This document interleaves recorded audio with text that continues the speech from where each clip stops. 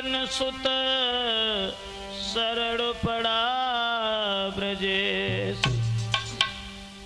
आदरणीय श्रोतागण, राजपूत कैसेट के माध्यम से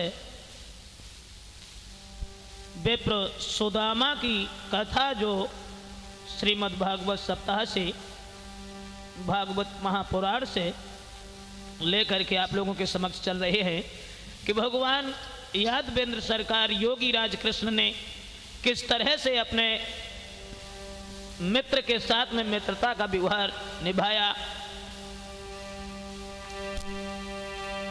सांदीपन गुरु के पास जब पढ़ते थे यदुनाथ, तो दीन सुदामा भी तभी था मोहन के साथ। गुरु सांदीपन के आश्रम में कन्हैया और सुदामा जब पढ़ रहे थे,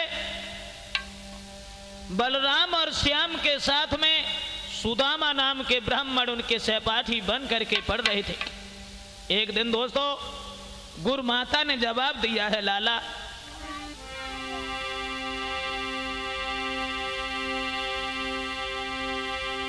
गुरु पत्नी बोली मोहन से, लाला ने कतन कई धर आओ, घर में ईंधन को नाम नहीं, कछु बेटा द्वारा बदलाओ।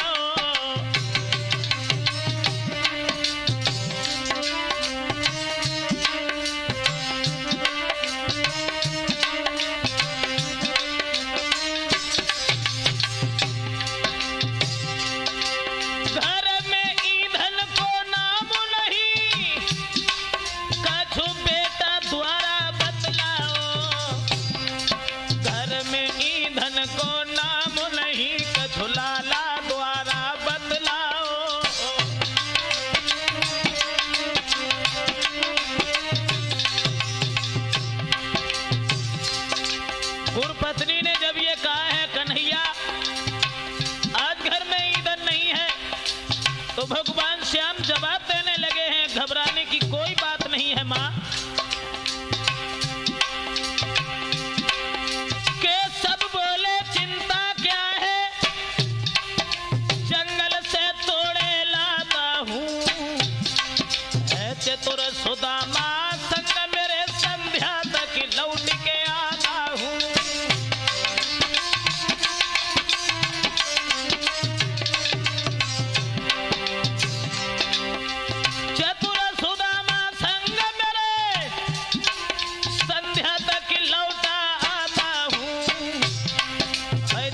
सुदामा संग मेरे संध्या तक लौट के आता हूँ।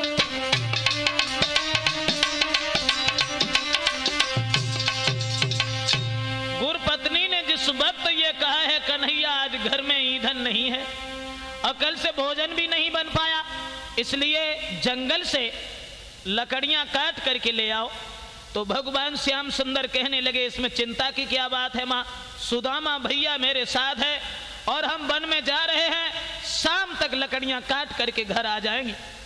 दोस्तों उसी वक्त कन्हैया और सुदामा जब वन की तरफ चले हैं, बचपन में बालापन में कन्हैया और सुदामा जब चले हैं, तो उसी समय सुदामा को इशारा दे करके गुरुपत्नी ने अपने नजदीक बुलाया। आगे श्याम है, पीछे सुदामा है, सुदामा को संकेत देकर के अपने नजदीक बुलाया है और जवाब दिया, बेटा सुदामा एक काम करो,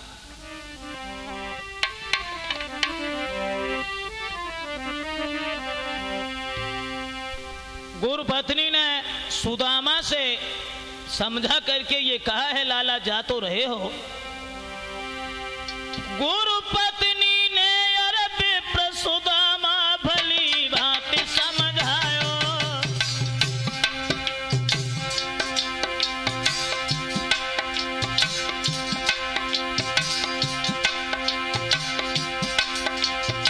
थोड़े से चना बांध लेते बोतरी में पठायो,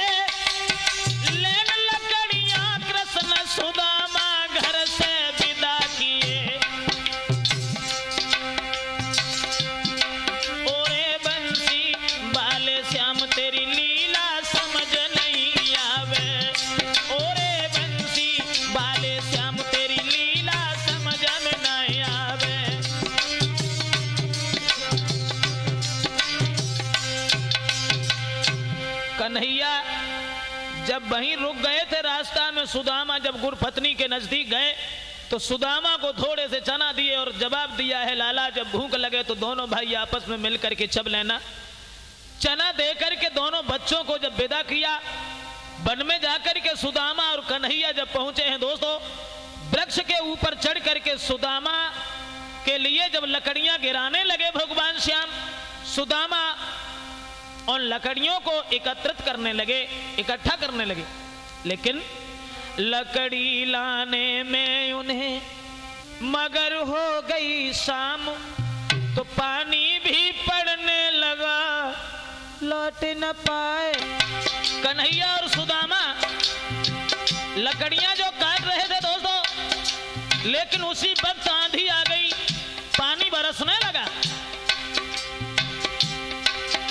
वह माह मास की घोर रात, पानी पर पानी आता है, प्रभु बनपति गुरु की सेवा में, अरे वृक्ष तले सिकुड़ाता है।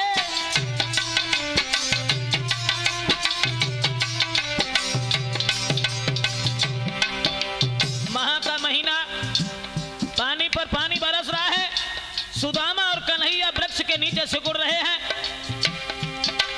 वह माह मास की घोर रात, पानी पर पानी आता है, तब बनपति गुरु की सेवा में।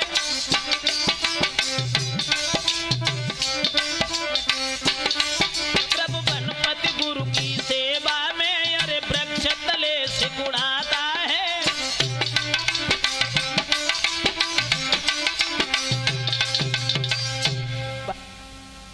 कन्हैया और सुदामा जो वृक्ष के तले सिकुड़ रहे हैं, धन्य है ऐसे गुरु के सेवक को, धन्य है ऐसे गुरु के शिष्य को, जो तीनों लोकों के नाथ आज गुरु की सेवा में उस वृक्ष के नीचे सिकुड़ रहे हैं।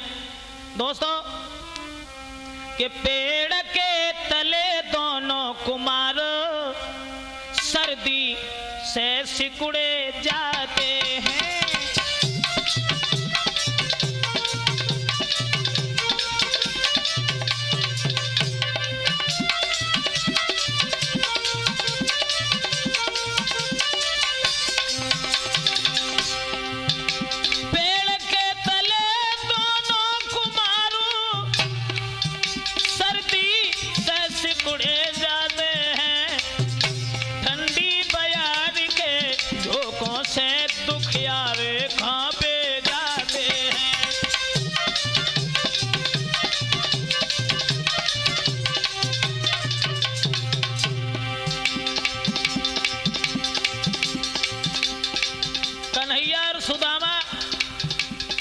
उस माह के महीना में सिकुड़ रहे हैं।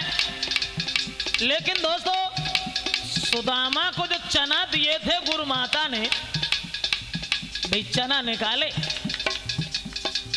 सोचन लगो जामे से कन्हैया दें या न दें, ज्यादा है उन्हें चब लो जो का थोड़ा सा देखी पड़े।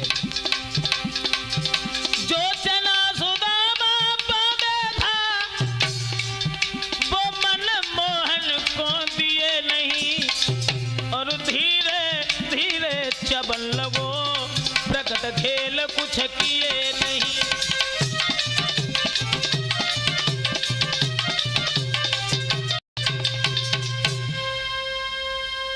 रात जब आधी हुई है तो सुदामा जो चना बांधे था वो चना निकाल करके चबने लगा, सोचने लगा ज्यादा चने हैं उन्हें, और जामे से हम कन्हैया को अगर दे देंगे तो जम कछु ना रहेगा। तो ध्यान रखना दोस्तों, ब्राह्मण की गहराई का किसी ने पता नहीं लगा पाया, जो कि श्याम सुंदर जैसे मित्र और मित्र के साथ में कितनी बड़ी बेवफाई। चना जब सुदामा चबने लगा तो आप ये तो जानते ही हो कि चना कोई ऐसी चीज नहीं होती जो चुपचाप चब लिए जाए। मोहन ने कट कट शब्द सुनो तो बोले, भैया क्या खाता है कछु तो निगमो गोंदा,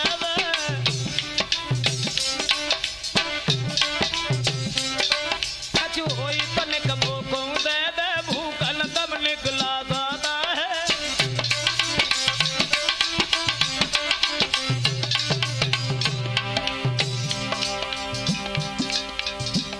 कन्हैया बोले सुदामा भैया का खाए रहो, जब से तू आओ घर से तभी से हम आए, मुझे बहुत तेज भूख लगी रही है। तो सुदामा बोलो कन्हैया ठंडक में दांती बज रही है, तासे तो जब मालूम पड़ रही कि हम कछु खाए रहे। कन्हैया कहने लगे नहीं भैया। मोहन ने कट कट शब्द सुनो, बोले भैया क्या खाता है रे, कछु होई मलिक मुको दे दे, भूखन तब निकला जाता है।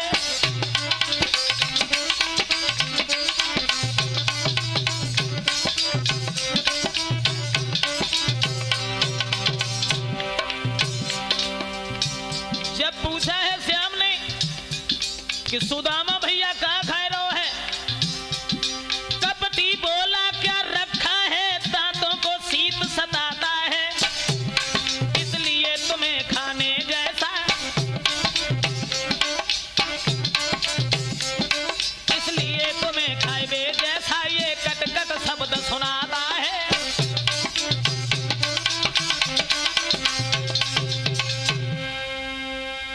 भगवान श्याम सुंदर कहने लगे सुदामा भैया का खाए रहो है, जिस वक्त से तू आया है आंगन से उसी समय से मैं आया हूं, कोई चीज हो तो मुझे भी दे दो। तो सुदामा कहने लगे श्याम खाने के लिए कुछ नहीं है, सर्दी की वजह से मेरी दांती बज रही है, इसलिए तुझे ये आभास होता है कि मैं कुछ खा रहा हूं। कपटी बोला क्या रखा मेरे दांतन को ठंड सतावे,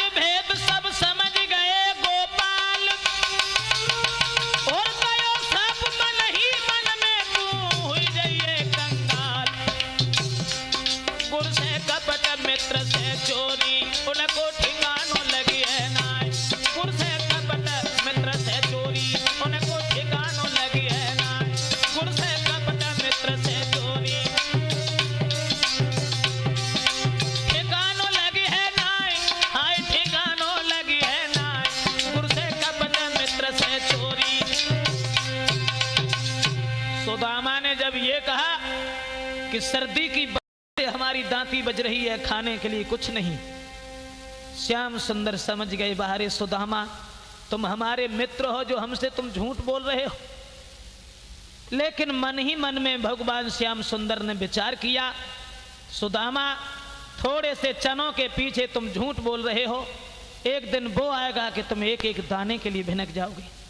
दोस्तों याद रखना, अपने मित्र के साथ में चोरी करता है, गुरु के साथ में कपट करता है, जिंदगी में ये न समझे कि कुशल है, या तो वो निर्धन हो जाता है या उसके कुष्ठ रोग हो जाता है, क्योंकि मित्रों की पहचान ही कुछ और होती है।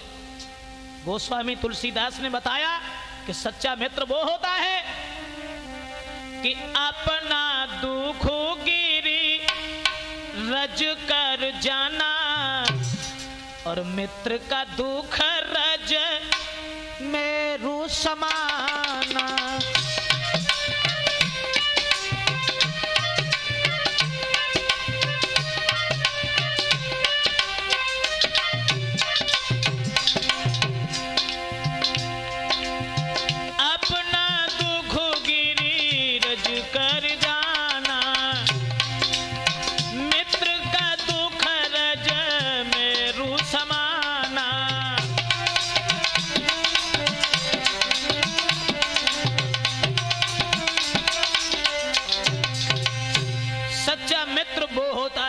अपने पहाड़ जैसे दुख को मिट्टी के कण के बराबर समझता है, और मित्र के जरा से दुख को पहाड़ के बराबर समझता है।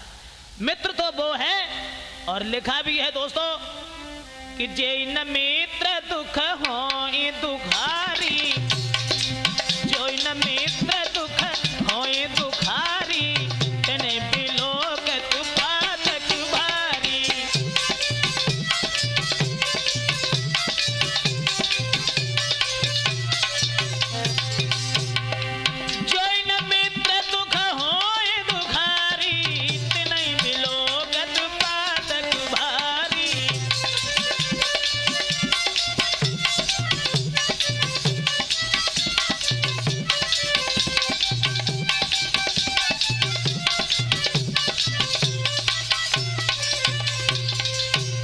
जो मित्र को दुखी देख करके दुखी नहीं है तो वो मित्र नहीं है। आज सुदामा भगवान श्याम सुंदर से झूठ बोले। दोस्तों, कन्हैया और सुदामा चले आए, लेकिन सुदामा मन में बहुत ज्यादा दुखी हो गए और सोचने लगे मन ही मन में, मैंने बहुत बुरा किया जो श्याम सुंदर से झूठ बोला, अपने सखा से झूठ बोला। कन्हैया ने और बलराम भैया ने 64 दिनों में गुरु संदीपन के आश्रम में विद्या को ग्रहण किया और सुदामा को छोड़ करके अपने घर की तरफ जब चले हैं तो शर्म से सुदामा कन्हैया के विदाई के वक्त भी नहीं गए। सुदामा से चलते वक्त श्याम सुंदर ने कहा कि भैया मुझे भूल मत जाना, तुम्हारे ऊपर कोई आपत्ति कोई मुसीबत जब आ जाए तो तुम मेरे पास चले आना। सुदामा जब घर चले आए हैं, इनका विवाह हुआ, लेकिन दिन प्रतिदिन सुदामा के ऊपर गरीबी आती चली गई। कितनी गरीबी आई। भामिनी का ऐसा सौभाग्य कभी नहीं हुआ जो सर से पैर तक रजाई ओढ़ करके सुख की नींद सो जाती, या सुंदर वस्त्र आभूषण पहनने के बाद में बाहर पड़ोसियों के बीच में बैठ जाती, या भरपेट भोजन कर लेती। दोस्तों, इसी श्राप के बस विप्र पड़ी मांगनी भीख, एक कपट ने कर दिया उन्हें लाख से लीक।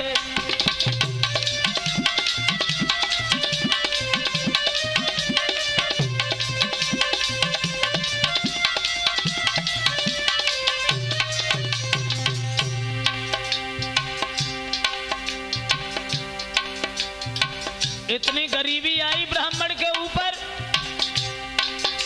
दिन भर बेचारे द्वार द्वार ता ता ता ता चिल्लाते हैं। भाई किसी रोज भी जी भर के बे आटा दाल न पाते हैं।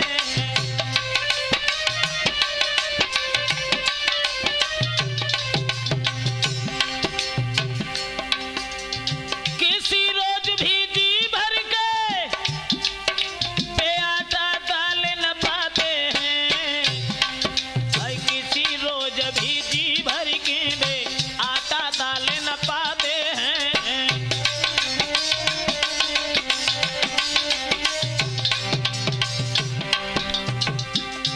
कितनी गरीबी है उस ब्राह्मण के ऊपर।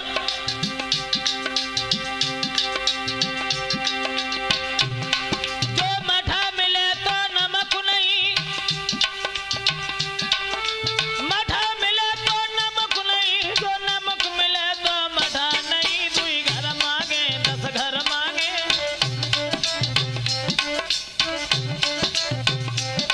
दुई घर मांगे 10 घर मांगे, लोटा भरिया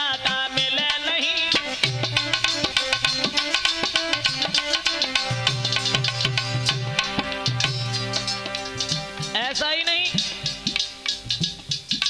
गरीबी ने पीछा नहीं छोड़ा सुदामा का। इतनी गरीबी है जो जाड़ों में भी, सर्दियों के मौसम में भी रजाई ओढ़ने के लिए नहीं मिलती। ऐसा सौभाग्य न मिला कभी, ऐसा सौभाग्य न मिला कभी, निर्जाई भी मिल पाई हो। ऐसा जाड़ा न मिला जिसमें,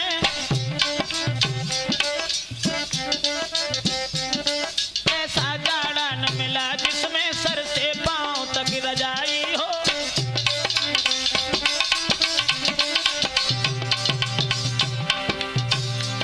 उस गरीबी में रजाई भी ओढ़ने को नहीं मिलती।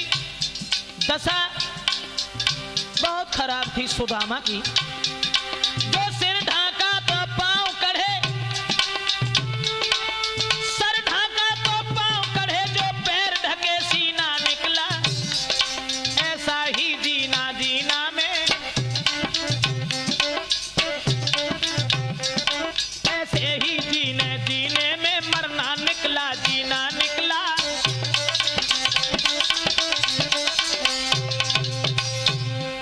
सुदामा के ऊपर इतनी गरीबी आई है जो न तो भरपेट भोजन मिलता है, न कभी सर्दियों के मौसम में रजाई भी ओढ़ने को मिलती है, न समाज में आदर।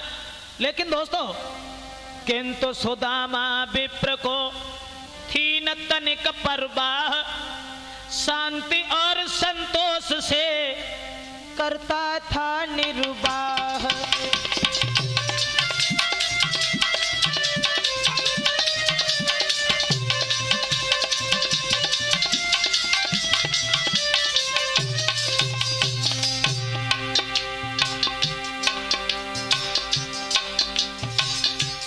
सुदामा कोई चिंता नहीं करते, सोच रहे हैं ये सब किस्मत का खेल है। मन ही मन में बुद्धि में बड़े विचार आ गए। भोजन करने के बाद लेट गए शाम को, और शाम को जब भामिनी उनके पैर दबाने लगी तो लेटे ही लेटे बुद्धि जो थी घूम गई और कन्हैया की तरफ ध्यान पहुंच गया। सोचने लगी, अरे कृष्ण चंद्र निज कर्म से हुए द्वारिका राज, मैं टुकड़ा के वास्ते फिरता हूँ मोहताज।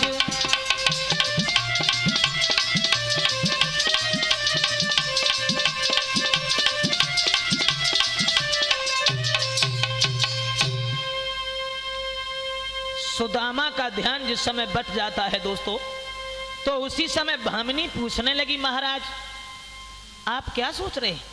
कहने लगे, कुछ नहीं श्रीमन, एक बात हमें ये बताओ कि हमने या तुमने ऐसा कौन सा अपराध किया था जिस अपराध से, पाप से इतनी गरीबी देखने को मिल रही है।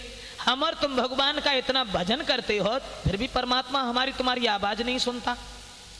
उसी समय सुदामा को पुरानी याद आ गई, अपनी प्राण प्यारी के हाथ अपने हाथों में ले लिए, आंखों में आंसू निकल आए जो गालों पर लकीर बनाते हुए जमीन में समा गए, और रो करके सुदामा ने पुरानी कहानी जो थी वो बताई और जवाब दिया, हे भद्रे, आज जो द्वारकाधीश बने बैठे हैं ये हमारे सखा हैं, मित्र हैं, हम दोनों एक ही गुरु के शिष्य हैं, लेकिन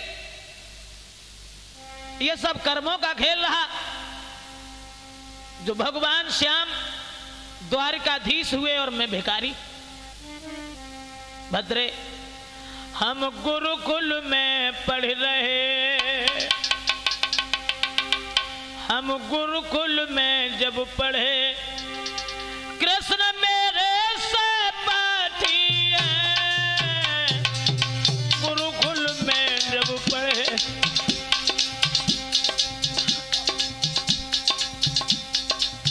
भद्रे, वो दिन हमें अच्छे तरीका से याद है।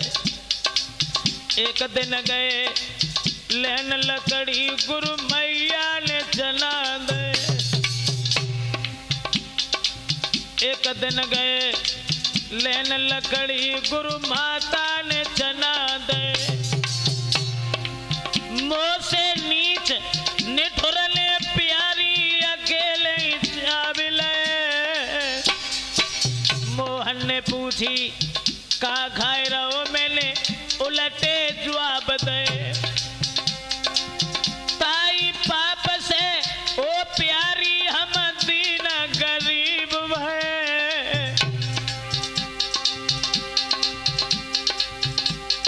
जवाब दिया भद्रे, आएगा बुढ़ापो दुल्हन हाथ में पकड़ी लाठी है। हम गुरुकुल में पढ़ रहे, कृष्ण मेरे से पाठी है, गुरुकुल में जब पढ़े।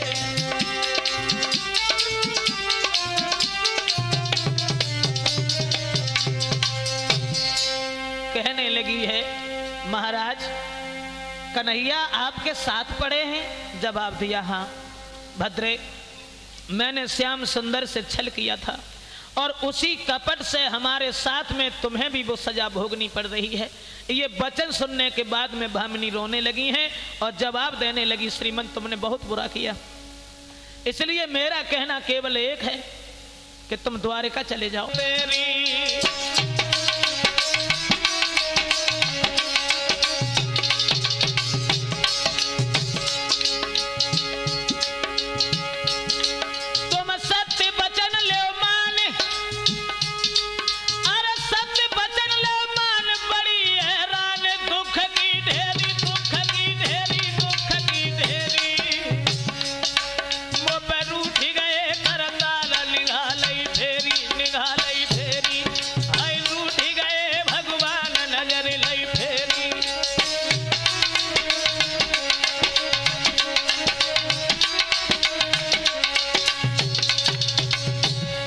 दिया है श्रीमन, तुम द्वारिका चले जाओ, धन दौलत लेकर के कुछ मत आना, केवल तुम अपनी गलती की माफी मांग के चले आना।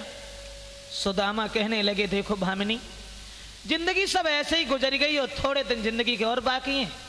शायद उन्होंने हमारी गरीबी को ठुकरा दिया, गरीबी में कहीं उन्होंने हमें नहीं पहचाना, इसलिए तुम हमें दूसरे के द्वार पर ना भेजो। कहने लगी श्रीमन, जरूर जाओ।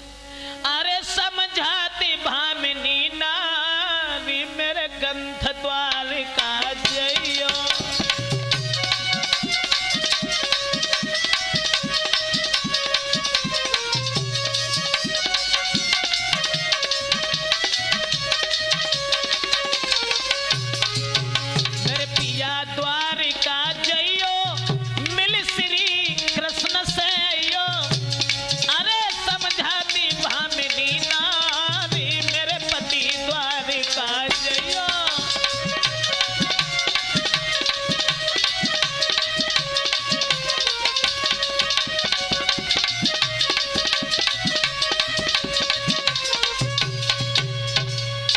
दोस्तों, बार बार समझा करके जिस वक्त भामिनी ये कहने लगी है, श्रीमन तुम द्वारिका के लिए जरूर चले जाओ, तो सुदामा कहने लगे, देखो भामिनी, अगर तुम ज्यादा हमें तंग करोगी तो हम भीख मांगने के बहाने घर से बाहर चले जाएंगे, बिल्कुल लौट करके नहीं आएंगे।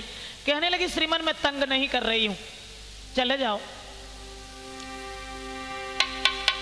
द्वारिका तक जरूर चले जाओ।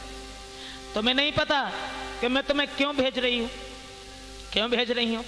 बोली, कोदो जो की दरिया मिलती तो शक्कर पे नियत लाती, और हम चाहे ठंड सहो करती।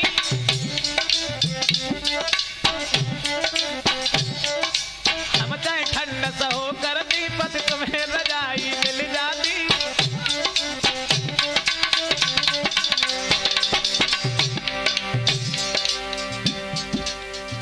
इसलिए द्वारका के लिए जरूर जा। कोदो जो की दरिया मिलती है, शक्कर पहलनी अतलाती, हम चाहे ठंड सो करती, पद तुम्हें रजाई मिल जाती।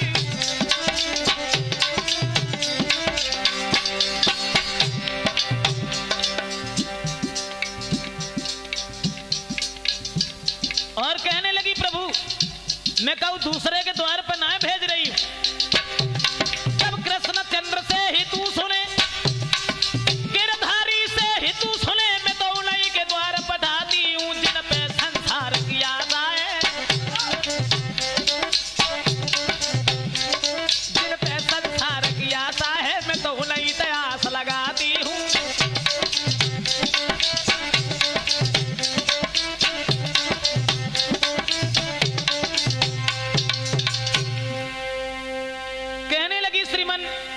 मैं कहूं दूसरे के दरवाजे पर ना भेज रही, तुम चले जाओ, और जब भगवान कन्हैया से हितू सुने, मैं केवल उन्हीं के पास भेज रही हूं। अगर भगवान श्रापकारी हैं तो वो श्रापहारी भी हैं, इसलिए तुम चले जाओ, जरूर जाओ। सुदामा कहने लगे, भद्रे अरे का करे री द्वारिका जाई, हेरी बहुत बुरी लाचारी।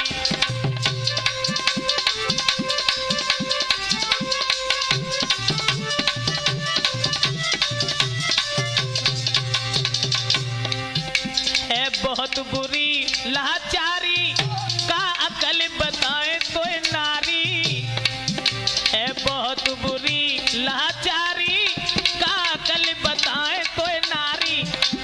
अरे क्या करें द्वारिका जाए, है बहुत बुरी रे लाचारी।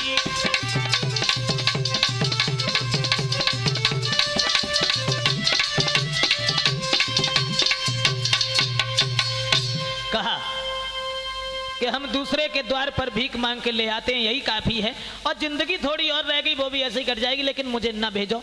तो भामिनी जब जिद ठान के रह गई और कहने लगी, श्रीमन जरूर जाओ, तुम जाते नहीं हो। तो सुदामा ने एक बात और कही, भद्रे बात एक दूसरी और है। गुरु पिता मित्र के घर जब कोई जावे,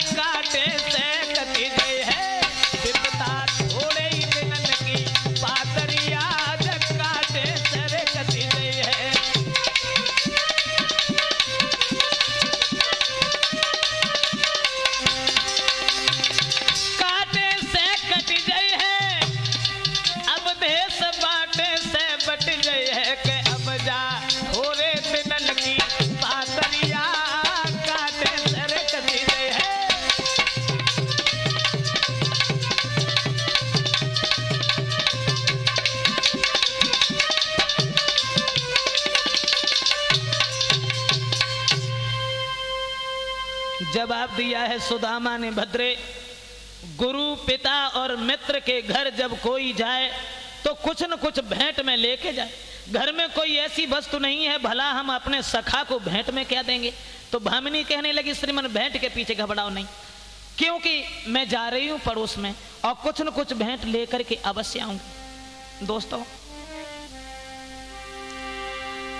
पति आज्ञा पे लाचार भई,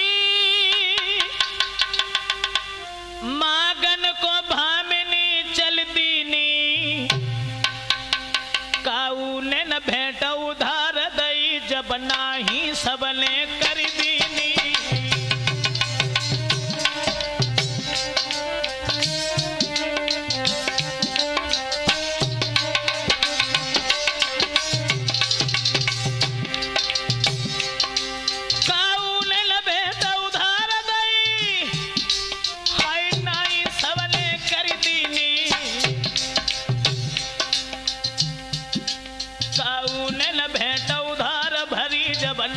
सबने कर दीनी।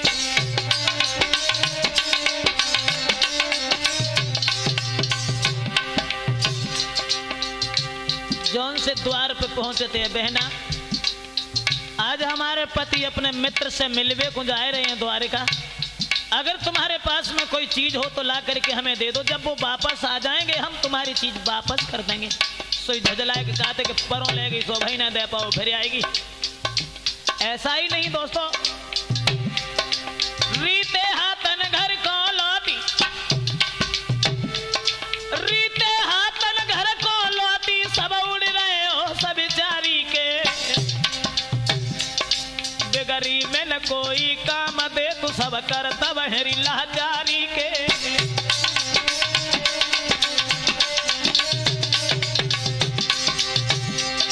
और विपद में विपद, विपद मेरा विपदा, विपद में पहला कन्हा दे जा,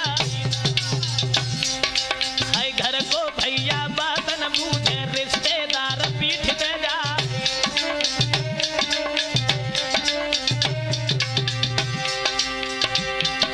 और चली भामिनी जब आंगन से द्वार द्वार पे आई मझिया आई, और रीते हाथन आज वो दुखिया लौटी भवन को चली सिधार। अरे चेहरा सूख गयो धरी को, दिल में एक आवे एक जाए, एक पड़ोस से नजदीक आई, बहन से कहाँ लगी समझा।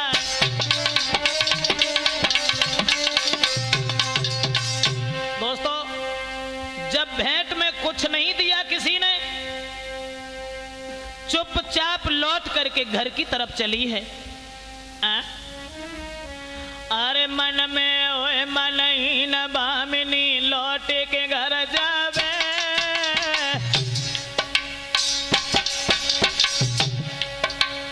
ऐसी गरीबी यार पेश नहीं कोई जावे।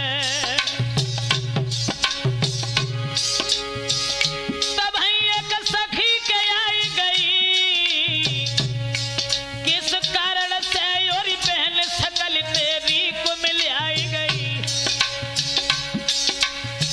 एक पड़ोसन ने आकर के पूछा कि सखी तू इतनी उदास क्यों है। सारी कहानी भामिनी ने बताई है और जवाब दिया कि मैं भेंट लेने के लिए गई थी, लेकिन किसी पड़ोसन का कलेजा नहीं हिला। कहने लगी सखी ज्यादा कुछ नहीं है, 2-3 मुट्ठी चावल तो हमारे आंगन में पड़े हैं, बहन तुम घर में ले जाइयो रे, उन्हें तुम घर में ले जाइयो, और प्रेम बस भगवान भेंट तुम उनको पठबइयो। भामिनी दिल में खुशी भई, और आंगन में जो चावल पीरन उनको फूंक रही।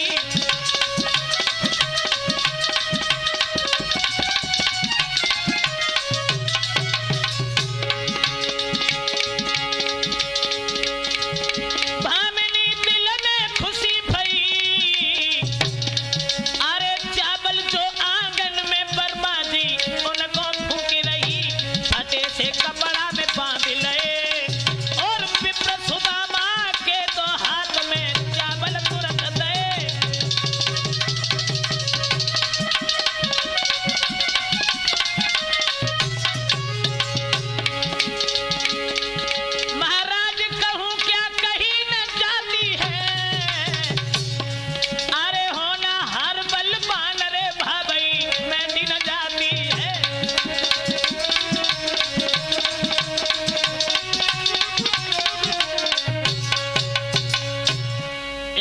दूसरी पड़ोसन ने कहा है सखी ज्यादा तो कुछ नहीं है, 2-3 मुट्ठी चावल हमारे आंगन में पड़े हैं, अब चावल अगर तुम ले जाना चाहो तो चावल लिए जाओ। तो भामिनी ने वो चावल ले करके फटे से कपड़ा पकड़े हैं और चावल ला करके सुदामा को दिए हैं। जवाब दिया है श्रीमन ये चावल लिए जाओ और द्वारिका चले जाओ। सुदामा चावलों की पोटरी को बगल में दबाया, सोटा उठाया, चलने के लिए उद्यत हुए। तो भामिनी ने एक शब्द और कहा, श्रीमन जा तो रहे हो,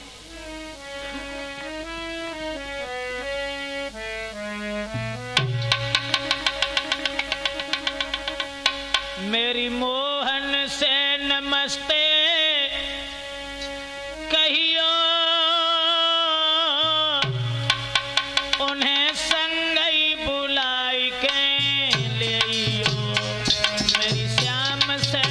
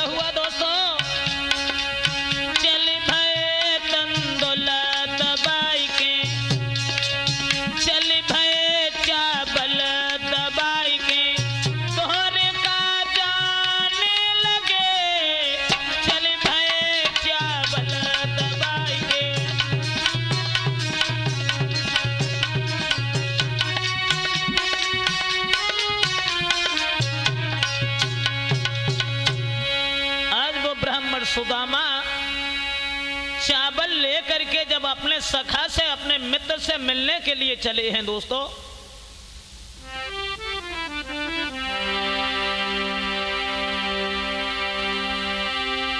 कि धीरे धीरे ब्राह्मण चले भयोरी कर श्याम सुगड़ की याद रे कर श्याम सुगड़ की।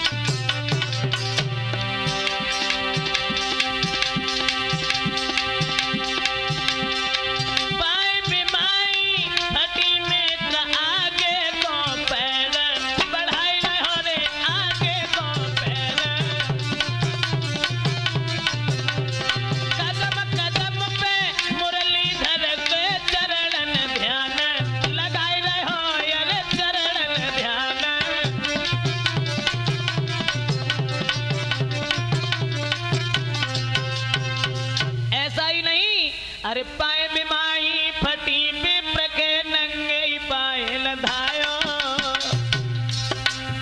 चलते चलते आज सुदामा महान वन में आयो, वृक्ष तले गए बैठ सुदामा गिरधर के गुण गाए, और कुद्वारो छोड़े कन्हैया तेरे ही द्वारे आए।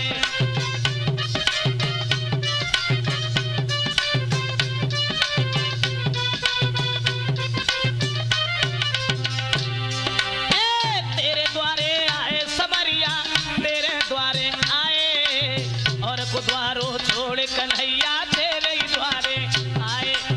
औषध ले ले बंसी वाले, औषध ले ले बंसी वाले, तेरो ले लयोटा, लुच्चा गुंडा नाम धरा दे बेईमान बनाए दे टोटा।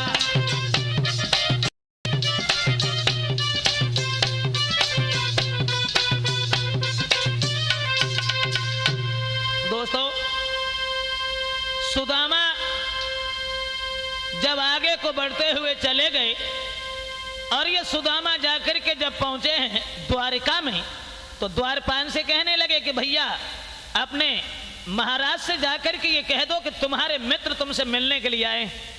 तो एक पहरेदार कहने लगा हमारे महाराज के जब मित्र आते हैं तो विमानों पर बैठ करके आते हैं, और तुम भी हो जो तुम्हारे पैरों में जूते तक नहीं है। दूसरा कहने लगा घबराओ नहीं, मैं जाऊं। तो विनय सहित पर विप्र से मिलो चतुर दरबान, मोहन से कहने लगो ओ दीन बंधु भगवान।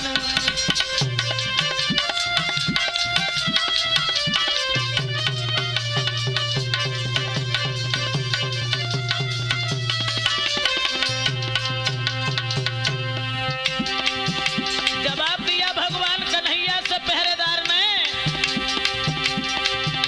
द्वारे बैठाड़ो एक विप्र, घर का कुछ नहीं ठिकाना है, तो बलिया मैली धोती है बप कुड़ता फटा पुराना है।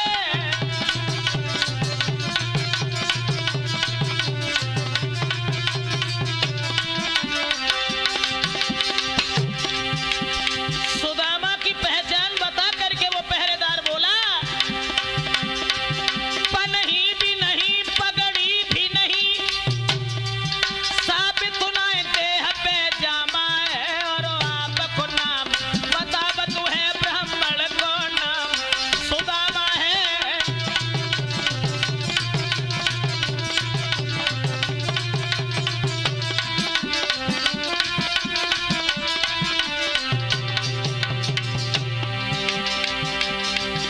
जब ये कहा कि सुदामा नाम का ब्राह्मण तुम्हें बुला रहा है,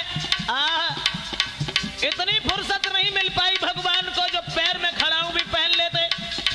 दोस्तों सुदामा का नाम सुनते ही सुनते भगवान सिंहासन को छोड़ के भागे।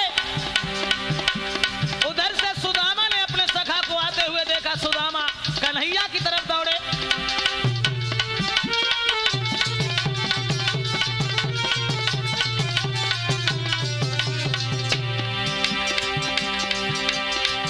दोनों दौड़े दोनों लपटे, ये प्रेम सहित ये पौन मिला, ये कहना बहुत असंभव है, दोनों में पहले कौन मिला।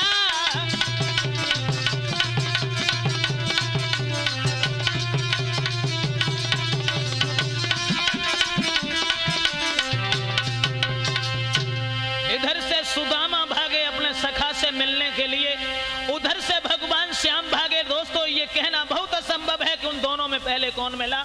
सुदामा की जेट भर ली है भगवान मुरली मनोहर ने, और ले जा करके उस सिंहासन के ऊपर बैठाला है जिस पर भगवान के अलावा कभी कोई कदम नहीं रख सकता था। ऐसा ही नहीं, भगवान श्याम सुंदर अपने सखा की तरफ निहार करके रोने लगे हैं, और कि देख सुदामा की दीन दशा, करुणा कर करुणा निधि रोए।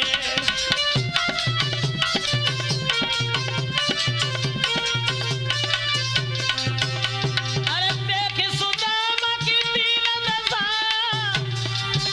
करुणा कर करुणा निधि रोए, और पानी परात को छुओ नहीं, नैनन के जल से पग धोए।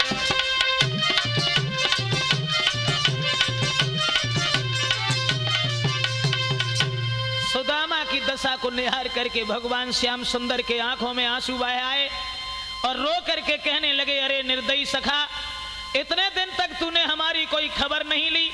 उसी समय सुदामा ने जवाब दिया है, कन्हैया तेरी माया मेरे पीछे पीछे घूम रही है, समझ में नहीं आता कि मैं क्या कर रहा हूं। उसी वक्त दोस्तों सुदामा जो चावल भेंट में देने के लिए ले गए थे कन्हैया को, तो कन्हैया के राजसी ठाठ देख करके वो चावल जो थे और भीतर को दबाने लगे। सोचने लगे ये तो बहुत बड़ा राजा है और इसे हम चावल भेंट में कैसे देंगे। तो भगवान श्याम सुंदर ने पूछा, सुदामा भैया मेरी भाभी किस तरह से आंगन में रहती है? बताया है कि जो हाल मेरा है वही हाल तुम्हारी भाभी। श्याम सुंदर ने एक बात और कही, दादा मेरी भाभी ने मेरे लिए कुछ भेजा है। सुदामा कहने लगे कन्हैया 6-6 दिन हो जाते घर में भोजन नहीं बनता, क्या रखा था तुम्हारी भाभी के पास में जो तुम्हारे लिए भेज देती? कुछ भी नहीं भेजा। कन्हैया कहने लगे भैया कर्म सब हो गए, लेकिन तुमने आदत है भाई ना छोड़ी। क्या मतलब? झपटा दे करके चावलों वाली पोटरी जो थी वो श्याम सुंदर ने अपने हाथ में छीन ली। ऐसा ही नहीं दोस्तों, श्री कृष्ण जी के मित्र मिलने सुदामा